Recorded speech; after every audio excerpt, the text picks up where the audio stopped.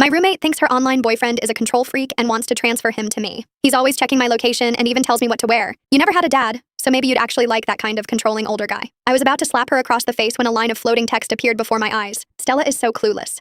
This older guy is hot, loaded, and has more stamina than college boys. Just act cute a little and he'd give you his life. Older men do like to be controlling, but they control you by dressing you, cooking for you, buying you mansions, transferring you to good school districts, and making you go from community college to Harvard. Don't worry, Claire is just a tool. Once the older guy realizes he's talking to someone else, he'll come back to find Stella.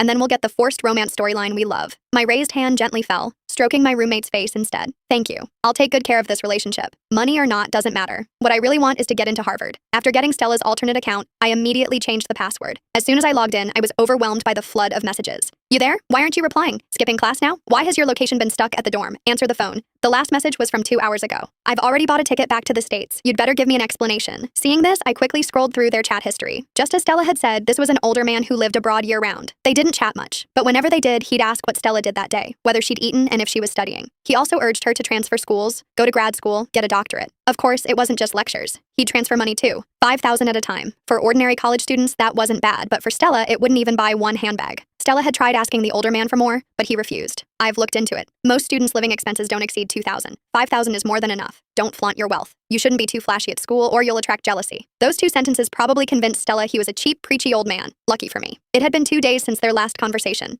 Stella hadn't replied to any of his messages, which must have driven him crazy. I quickly opened the text box and apologized. I'm so sorry. I've had a fever these past 2 days, been completely out of it, and my phone broke. Less than 3 seconds after I sent it, he called. I took a deep breath, declined the call, and typed, "My throat's hoarse. I can't talk." This time he was silent for a few seconds, then sent a transfer. 100,000. Is it because I didn't give you enough spending money last time? Are you angry? I counted the zeros on the screen, my fingers trembling slightly. 100,000, just like that. Who said this old man was stingy? He's incredibly generous.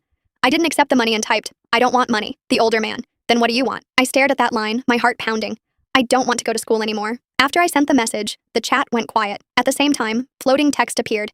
Claire has such a big appetite trying to become a sugar baby right after hooking up. Too bad the male lead hates gold diggers like this. He likes ambitious people. Just wait. He won't reply. Older men despise this type the most. My heart tightened and I quickly added another message. I want to drop out and retake the SAT. Can you help me? Time ticked by second.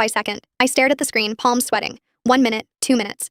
Just when I suspected he'd figured out I wasn't the original person and wouldn't reply anymore, a new message popped up in the chat box. Okay. The day after receiving that message, I got a phone call. The caller said he was Mr. Quinn's assistant and asked me to bring my ID documents to a cafe outside school. He wanted to discuss the SAT retake with me.